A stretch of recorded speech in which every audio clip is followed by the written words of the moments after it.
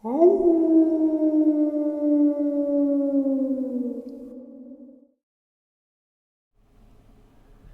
greetings and salutations, everyone. I hope everyone is doing well today. Today I have a very terrifying encounter. Imagine coming face to face with one of these creatures, literally. Before we get into it, though, a couple links.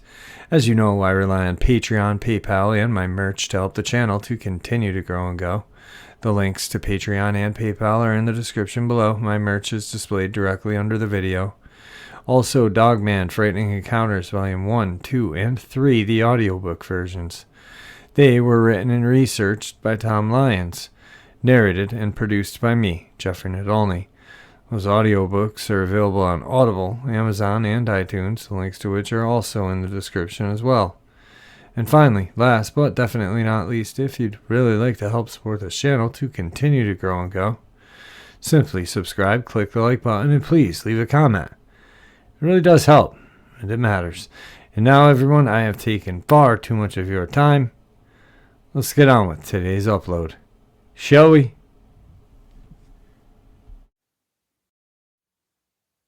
All right, everybody. Tonight I have a guest who has been on once before. His name is Jeff. He is from Georgia. He wanted to come back and share his experiences because he was pretty nervous the first time. And he kind of just wanted to take the time to share without his nerves being sky high. So, Jeff, how are you tonight? I'm doing wonderful, Jeff. How are you doing tonight? I'm doing good. I appreciate you coming back and taking the time out of your evening to share with us your experiences. Not a problem. So right now, Jeff, I'm going to turn the floor over to you because it's your time to share your experiences with us. Okay, not a problem. Thank you, Jeff. No worries. Let's see. My name is Jeff. I live in the Middle Georgia area. When I was between ages of 17 to 20, me and my friends used to go out to a certain spot in the woods and hold bonfires, drink, have a good old time. And one of my friends, thought, let's start bringing our girlfriends and their girlfriends out here, so and see if we can scare them. And when I first started going out there, there used to be this legend that some people had camped at the boat landing over a long weekend, and the only thing that was left at the end of the long weekend were their dogs. The cops came up on the site because no one came home. There was, I guess, a report that nobody came home from the camping trip, and the cops rolled up on the site. The tents and everything were trashed. The fire was completely out. Their vehicles were all dented and scratched up, and their dogs that they took with them were cowering under the vehicles. I don't know if it's a true story. I don't know if it's somebody made up, but that was the legend that I always heard. And of course, at that point in time, I heard all kinds of stories about Bigfoot, but I never really thought that Bigfoot was real at that point. Right.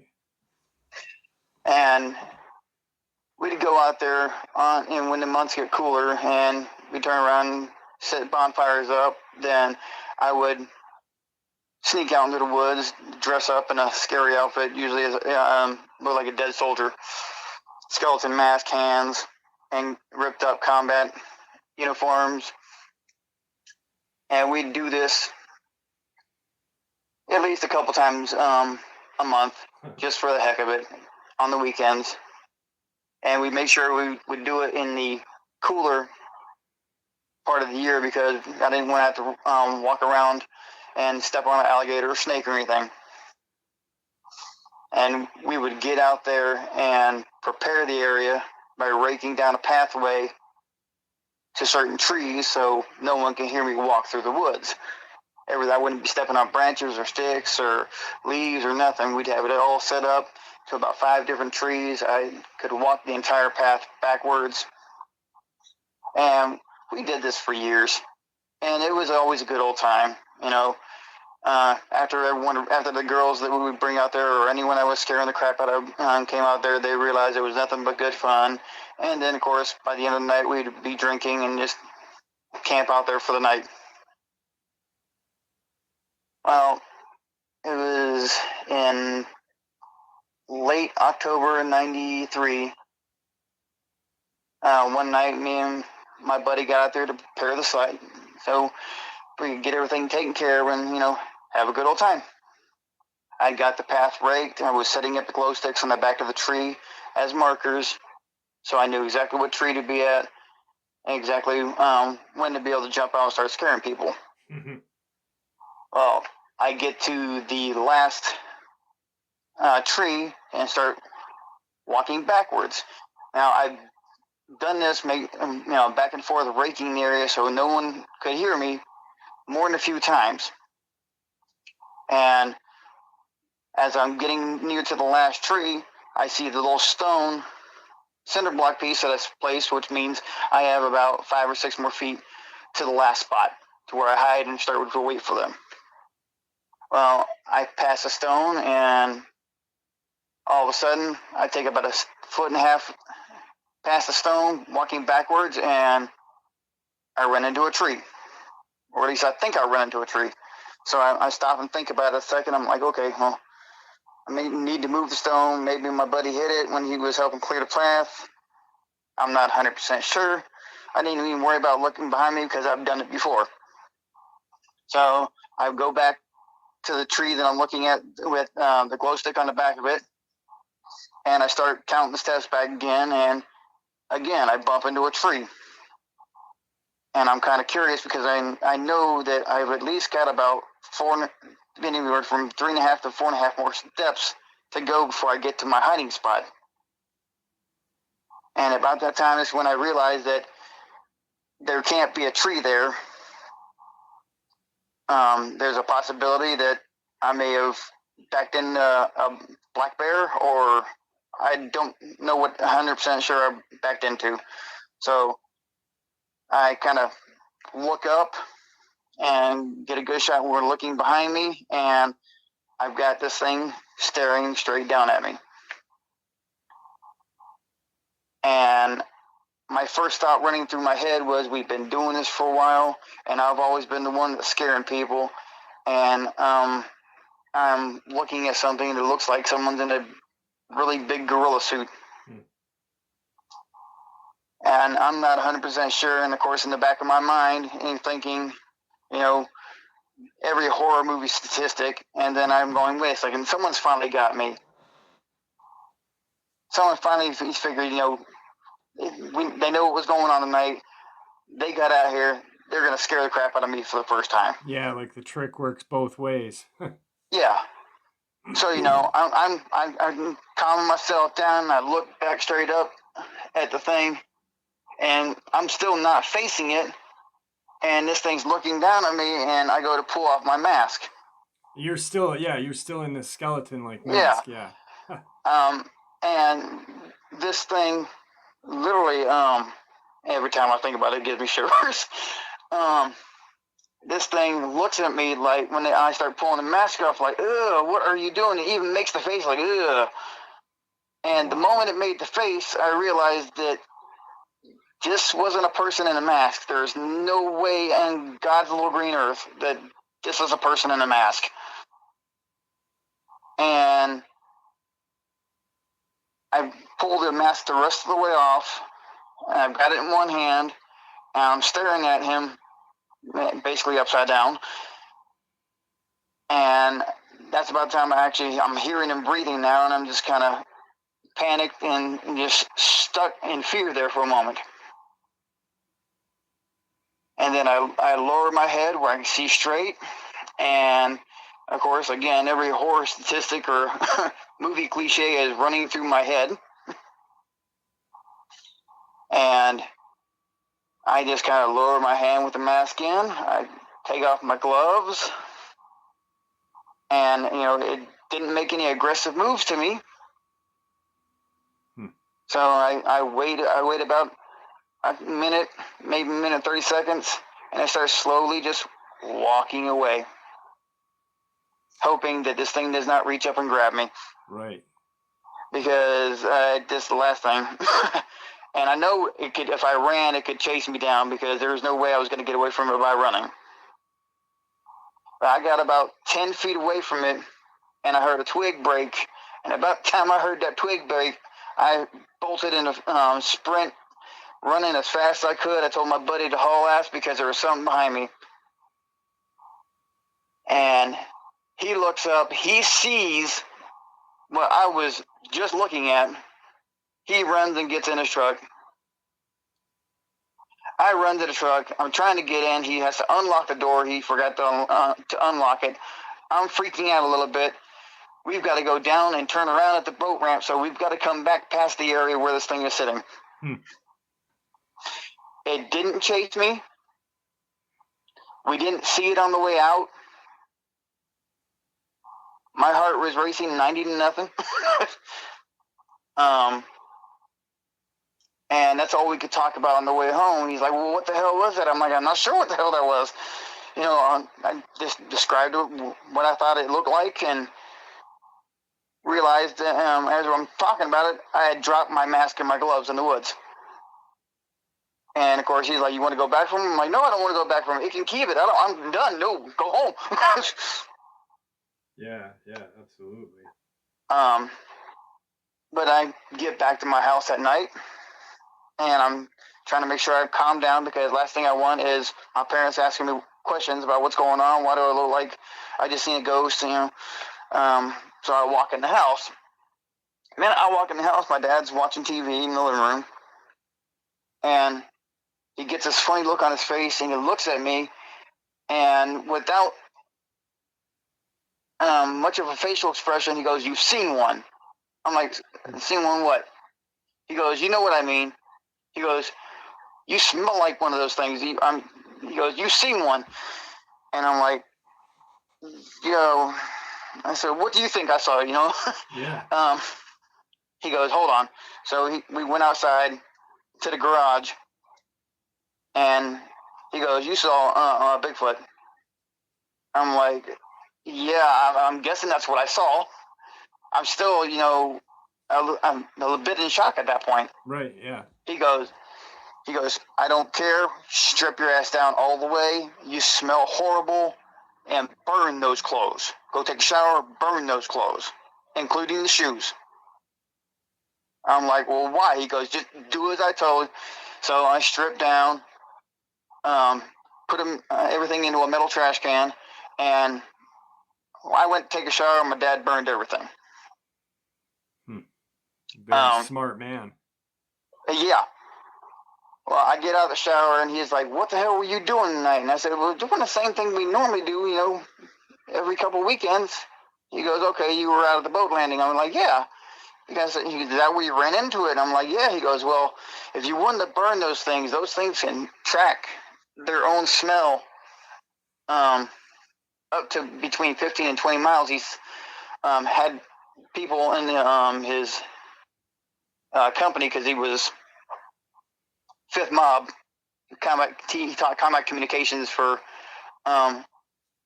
his entire military career. Okay.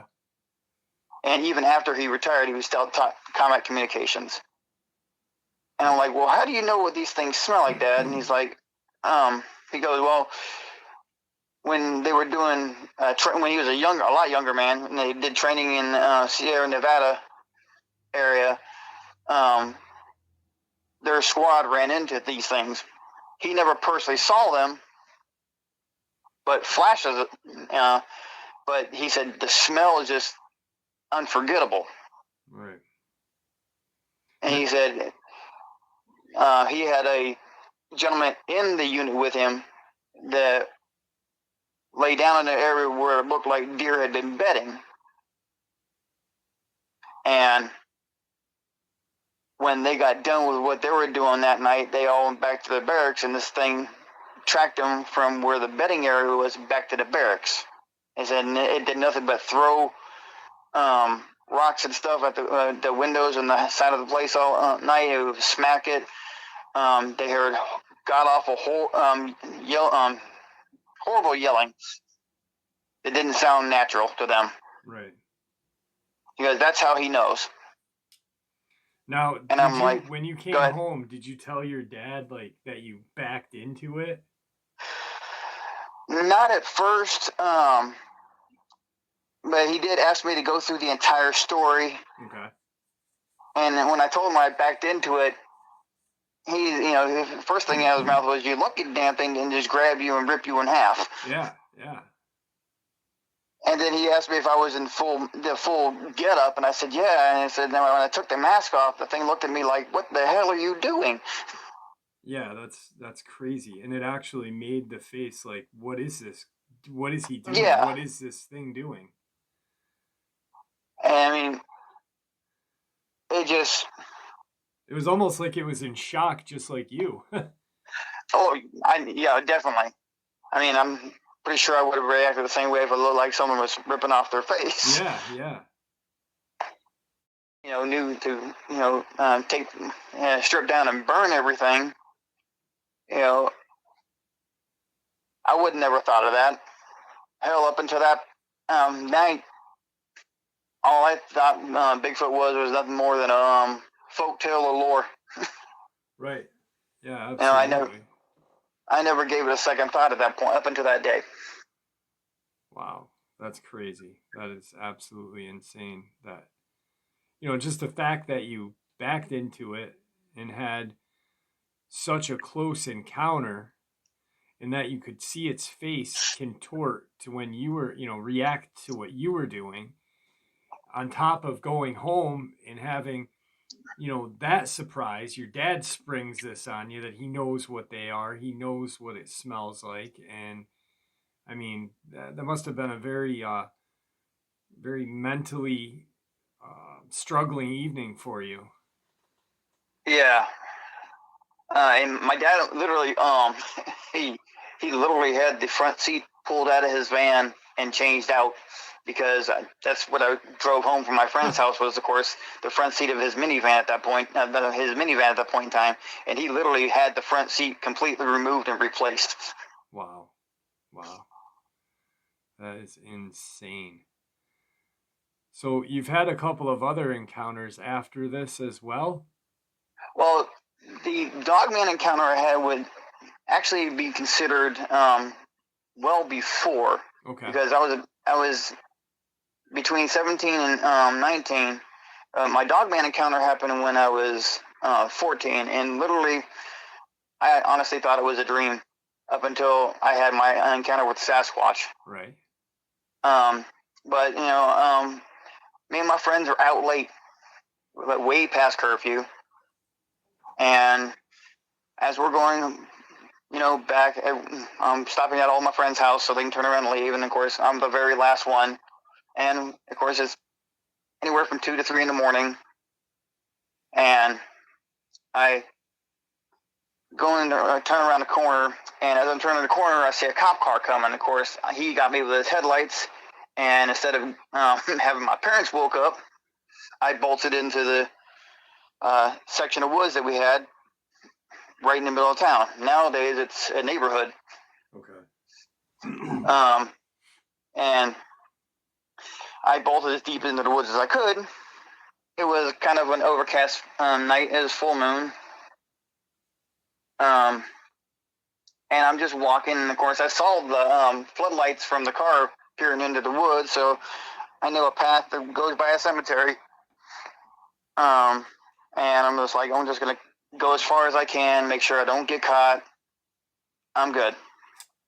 And of course, as I'm walking in these woods, I can hear something walking behind me.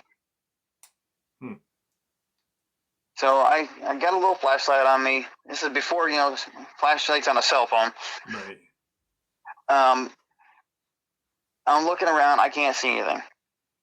So I just turn around, pick up my pace some more, and I keep on hearing something. It's either behind me or it's off to the right of me. I begin to think, possibly maybe one of the cops came into the woods and they're following me.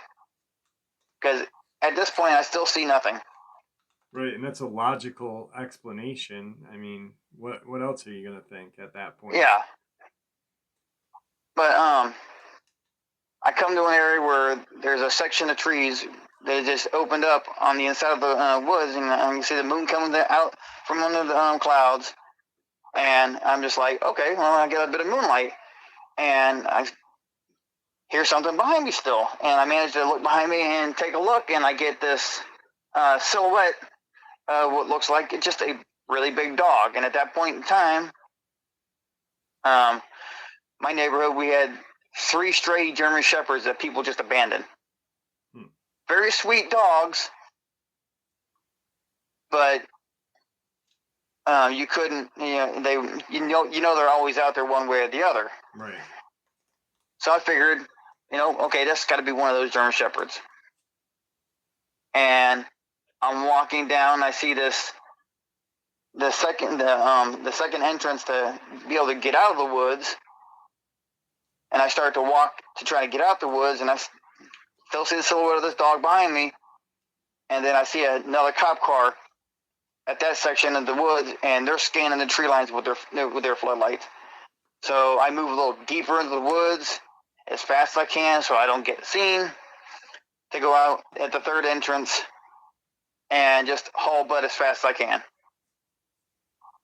As I'm moving, I realize that this dog that's following me, I'm catching glimpses of eye shine. I'm catching glimpses of the moonlight glistening off his teeth. And it's going from about a 3.5 to 4 foot height on all fours to slowly getting taller than me. Now, when you said you were seeing eye shine, what was it? Like a yellow eye shine or a red eye shine, or?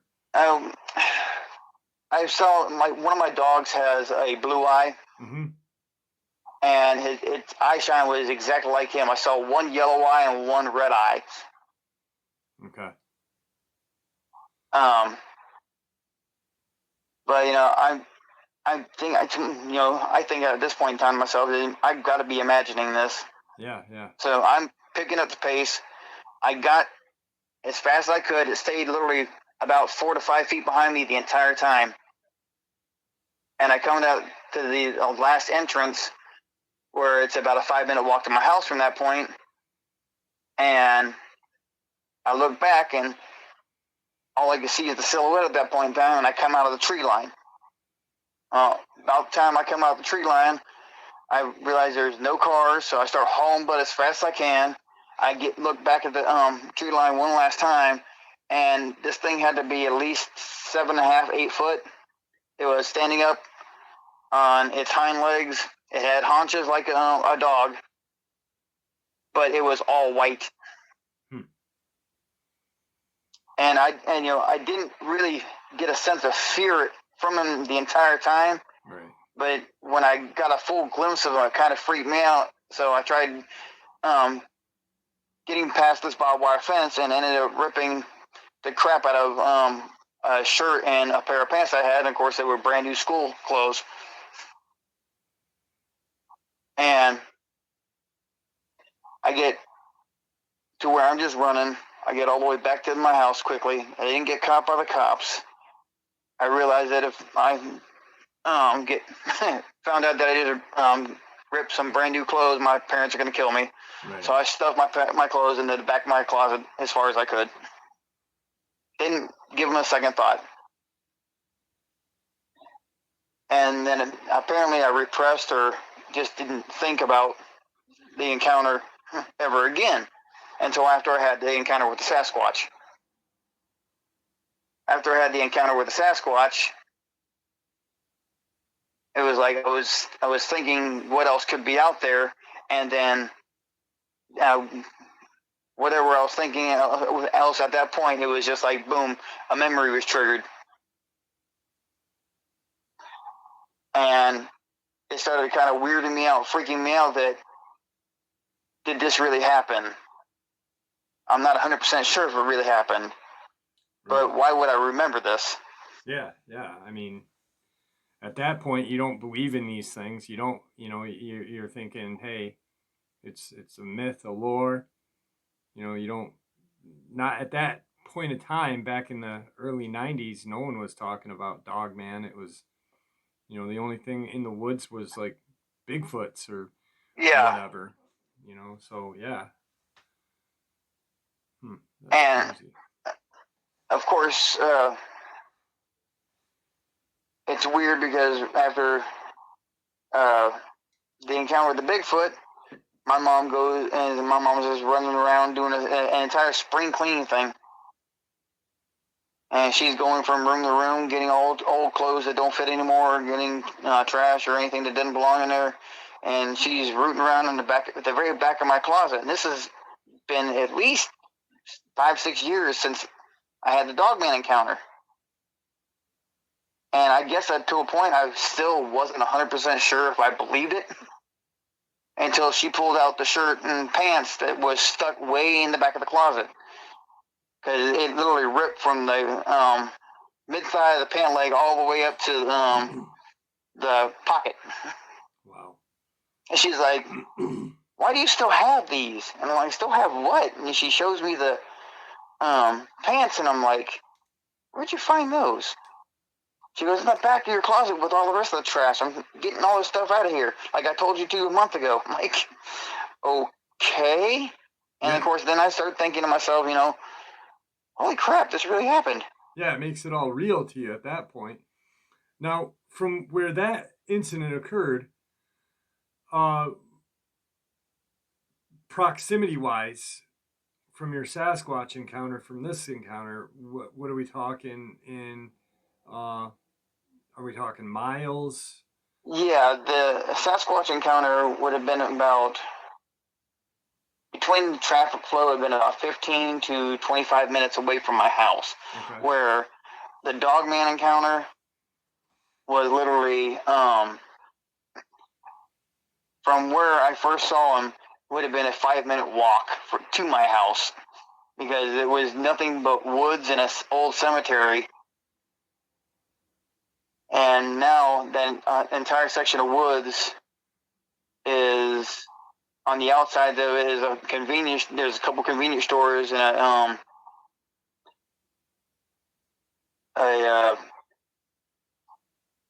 can't remember the name of the thing. Kind of like an animal shelter, and then the rest of it has been turned into houses. It's weird to be able to go out that area and find out that there's houses there now. Yeah, the growth of it happens to me all the time, just going in my area. Yeah. So, I mean, that's pretty insane that it just right after you have your Sasquatch encounter, you then put things together that, holy cow, there's something else out there besides what I saw this night and my dad made me burn my clothes. Yeah. That's definitely... Good. No, I was just going to say that definitely wakes you up and kind of makes you question everything at that point. Oh, yeah. And it's weird that, I would repress something like the Dogman thing because, I don't know, it was an entirely different vibe compared to seeing that than compared to seeing the Sasquatch. But, I didn't back into the Dogman. Yeah, good thing. All it did was follow me. That's terrifying. Now, I know you've got, this is not the same area that you were talking to me prior to, that you'd just seen something just recently. No. I do part-time work in food service. Okay. I deliver food. Back in 2020, in October, I saw, on the way back from a delivery, I'm pulling up to a road and I'm on the outskirts of town. And as I'm pulling up, I'm at the stop sign, I look and there's a field. Right next to the field, there's a little grove of trees. And on the outskirts of this town where I'm at, there's a neighborhood with about 30 to 40 houses that I'm just coming out of. I'm sitting at a stop sign. I look up and I see poking out of the tall grass what looks like a really big German Shepherd head. And I'm looking eye to eye with it, eye level, and I'm sitting in a truck. And we're just kind of staring each other down. And I'm really not 100% sure what I'm looking at to a point. Is I'm like, okay, well, this has got to be a dog. It's got to be standing on something. And then I'm realizing that it's can't be standing on something because it's too, and unless there's a hill or a little mound or something there, he's looking me dead in my eyes at eye level. Wow. And if it wasn't really for the fact that I started getting creeped out, I know a car was coming. I just kind of slowly pulled out and then hauled ass as fast as I could. Right. Yeah. The next day, I came back to the area during the day about noon just to see if I could see exactly maybe how tall, if I can get a jutting of how big this thing was. And it literally, when you go off the roadside, it literally drops down anywhere from half a foot to a foot and a half down. Okay. So even if it was on all fours, it's still huge. Or if it's standing in a lower section, it's obviously huge because it's seeing you eye to eye while you're in a truck. Yeah. Huh. And yeah, I'm like, holy crap, this thing was big. And of course, I didn't see it again until last month. Okay. And I'm coming back from my delivery, heading back to my store, and I see the damn thing again, except I can literally see half of its body because the tall grass had been cut recently all the way down, but it was still sitting in the little grove of trees. And I don't know if it was the same one. It looked like it could have been the same one. Right. I don't know 100% sure. Was it I wasn't going to get out and ask him. Yeah. Could you see it standing on 2 or was it standing on 4? Could you make that out? Yeah, it looked like it was standing on 2 because it was still seeing me eye to eye. And it was looking like directly at you like before. Yeah. Wow. Okay. Huh. And at that point in time, I hit my high beams and then hauled butt as fast as I could. Yeah, absolutely. Why wouldn't you? And I mean, it's just things like that make me nervous because the neighborhood is got a lot of children in it, a lot of pets, and it's weird that I know that they're closer to the edge of town, and there are a lot of woods out, and of course you got the Oklahoma River and everything in the area, and it's I wouldn't think they would be that close to a neighborhood that size. Right. Yeah, I mean, but like you said, there's a river, and you and I had talked about this, and about it possibly being the same one, and yeah. I they are nomadic, but it's in a field. There's obviously some sort of shelter for it to be around. There's water. There's wildlife for it to hunt. So just maybe it is the same one and it's comfortable where it's at, which is scary. Like you said, there's kids, pets, families, and knowing what knowing what you've seen, it definitely must be kind of struggling in your head, like what the heck, should I tell somebody? And I'd feel the same way. Yeah. Now you said this is on the outskirts of your town, so is this going close to where you had your Sasquatch encounter, or no? Yes, this would actually be from that point. It would probably be maybe about a 10-minute drive to where I had the Sasquatch encounter. Okay. Huh. Yeah, I mean, it's definitely, it possibly could, like I said, it may very well be the same one. Um, because it's unless it's like a traveling pathway or an area for it to run through. Um, but it's really strange that you'd see this almost the same one looking at you um, in the same area. So to me, just and I'm not an expert in any shape or form, but to me, it seems like it probably may be the same one, and it's just comfortable where it's at. It's got what it needs, and it's not harming anybody yet. Hopefully not. Yeah. But yeah, it's definitely a conflict, and I can see where you're coming from with the families and stuff. It's terrifying. So, and it's crazy too because it's not very far from either or encounters, I'm guessing. So probably what if it's 10 minutes both ways from your Dogman encounter to your Bigfoot encounter, right? Yeah, it's 10 minutes away from where I had the encounter with the Bigfoot, which would make it about a 15-minute drive to where I'm living now. Right. Right. Now, are there woods? Because where you said you saw the first one, um, there's houses and stuff, or stores and stuff.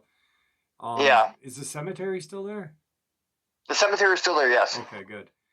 It's been expanded, and it's a pretty big cemetery now. All right. Now, are there woods around that? Is there any?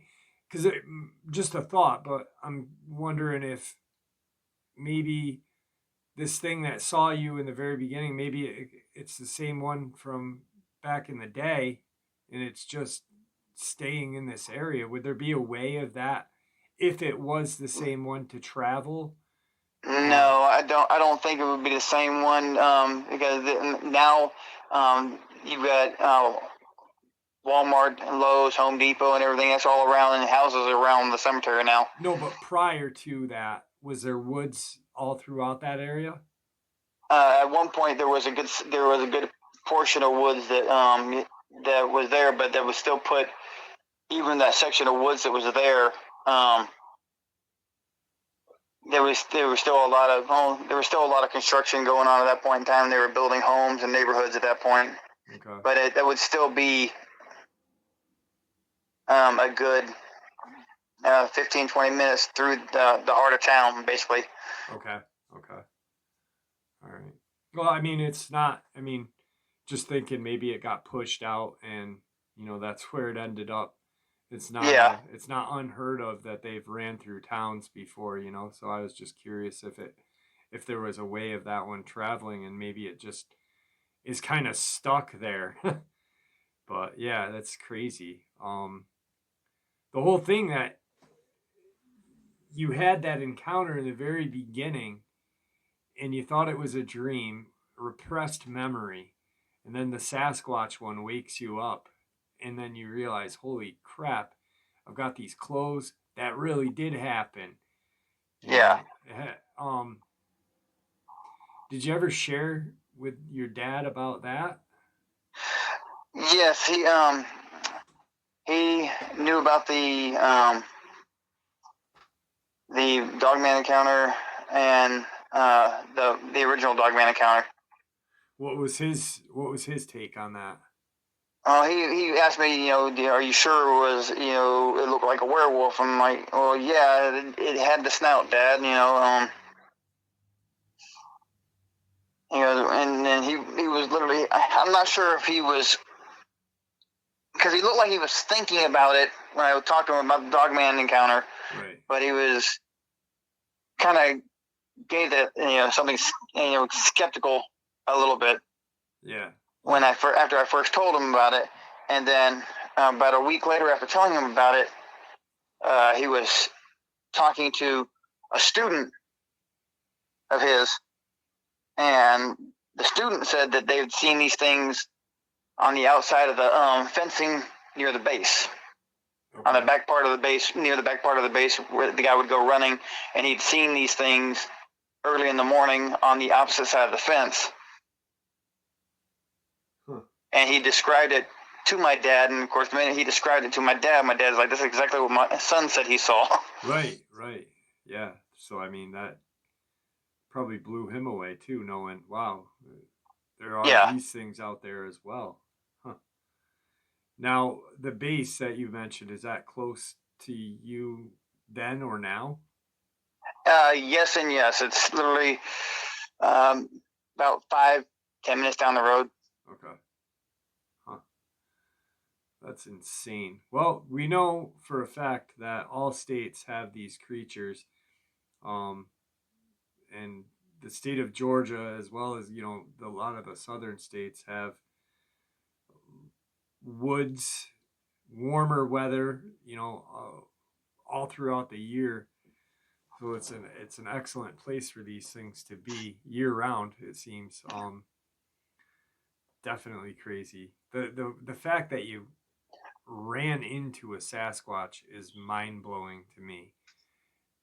And I mean, just to have that memory of seeing that thing's face kind of contort is priceless, actually. Yeah. I mean, I look back now and laugh because I see it didn't want to have anything really to do with me other than try to figure out what was going on. Yeah, like what the hell is this thing doing? Why is it taking its face off? And other than you, I've only shared this really with close friends and family because I've seen how people react to it, and even the people that believe me when I've told them, I find it hard to believe because it literally sounds like something you would make up. Yeah. It doesn't sound like something that could really happen until it does. Right, right. You don't think about these things happening until it does, exactly. And then sometimes it's too late. So, Yeah. But then it completely turns your world upside down after it happens. Yeah, yeah. You either become fascinated with them or just completely dismiss it and shut down. Yeah. It's a hard thing to really deal with, especially I mean, I had my encounter, but I could never imagine what mentally you have gone through, you know, finding out that you had a suppressed memory of one of these things when you were younger, only to have it come out when you ran into the Sasquatch, and then years later seeing something very similar to your first encounter twice in the same spot. I mean, it's very hard to bottle all that up in your head. I can imagine. Oh yeah. That's crazy. I'm glad you shared it with us. I really am. I appreciate it. Well, I appreciate your channel, Jim, and I appreciate you because I've listened over the last 4 years. My family's gone through a lot of rough ups and downs, and of course, I found your channel at that point, and I've been a faithful follower and listener for the last 4 years. Yeah. And I think before I shared the encounter with you the first time, my wife was like, "Are you going to ever share the encounter with anyone else?" And I'm like, "Well, there's only two people I would share the encounter with, and that would be you or Dark Waters." Right. Because I've heard other people share the encounters and why they might be entertaining. I've seen them and change things in the stories for their own benefit to try to build up their channels. Right. And where you and DW turn around and go straight with, you let the people tell their side of the story and everything, and you don't judge, you support everyone, and that's why I came to you first with it.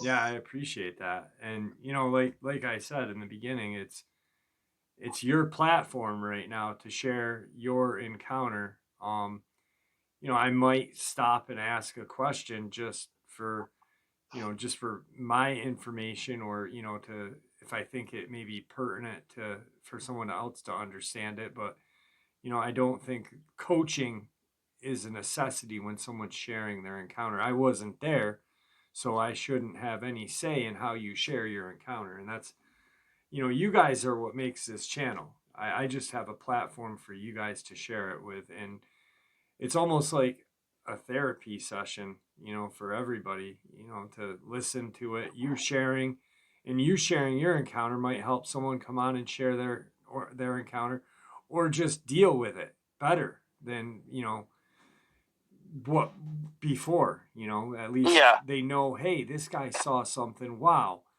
I don't want to share my encounter, but I know I'm not alone.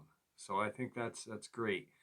Well, we're coming up on time. Is there anything that you'd like to say before we end the interview? Just the fact that I appreciate what you do for everything, and I love the channel to begin with. I appreciate that. I really do. I have been out to the spot where I've seen the Sasquatch. It's been about 10 years since I've been most recently. Okay. But I last time I went out there was back in, I think it was July or August. Just to go out to the boat landing and see if I could see anything, because I'd seen the Sasquatch from afar a couple times after my initial encounter. Never anything aggressive, just I've seen him from afar. Right. But when I went out there this last time, it was like the entire vibe of the woods was just completely different, completely off. And unless I'm armed to the teeth at this point in time, I'm not setting foot back in those woods. No, I can't blame you. And you did the smart thing, is you left. Your gut instinct said, hey, there's something not right here. Leave. And that's the thing that needs to be done. If you don't feel comfortable or safe or feel like you're being watched, it's time to go. And it's time to go very quickly. Even if you're armed, I think. Even if you're armed, because the chances of you coming out on top unarmed is probably 0 to 10. Like, you're not coming out. And even armed, I think you've got negative chances of coming out, because they're so fast. They're ambush predators. They're apex predators. There could be one in a tree above you and you wouldn't even know it, and not have time to even get a shot off. So, I feel like if anybody has that feeling, listen to your gut instinct, because your gut instinct is what's going to keep you alive. So, exactly. Right on. Jeff, it's been great having you on. Don't hang up when I end the interview. Not a problem. Thank you for coming on again, and I really appreciate it, my friend. Have a good night. My pleasure. I cannot imagine how horrifying it would be to come face to face with one of these creatures. Face to face. I was 200 to 300 feet away in a car, and I still have an occasional nightmare about what I saw 20-something years ago. I could never imagine turning around and having it be right there. Absolutely terrifying. All right, guys, I hope you enjoyed today's upload as much as I enjoyed sharing it with you. Please, everyone, take care and stay safe. May the Great Spirit watch over us all, and may He guide us down that path that, we call life.